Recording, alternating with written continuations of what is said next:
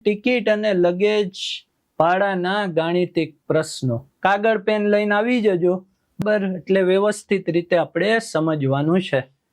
હવે જોજો, પહેલા હું કચ્ચર ગાણ કાઢીશ કે ભાઈ દાખલા પૂછાય છે ટિકિટ લગેજના, દરેક વખતે દાખલા આવેલા. હાલો સાહેબ, ઈ રેડી થઈ ગયું. પેલું જ કામ ઈ મજબૂત હો કે ભાઈ દરેક વખતે એક્ઝામમાં દાખલા પૂછાય છે.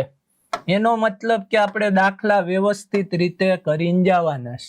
2017માં 3 પેપર લેવાના હતા, 2018માં 1 પેપર આવ્યું, 2021માં આવ્યું, છેલ્લે 2024માં આવ્યું. દરેક વખતે દાખલા પૂછાય છે. આ દાખલાની સંખ્યા છે. શેની સંખ્યા છે? દાખલાની સંખ્યા છે.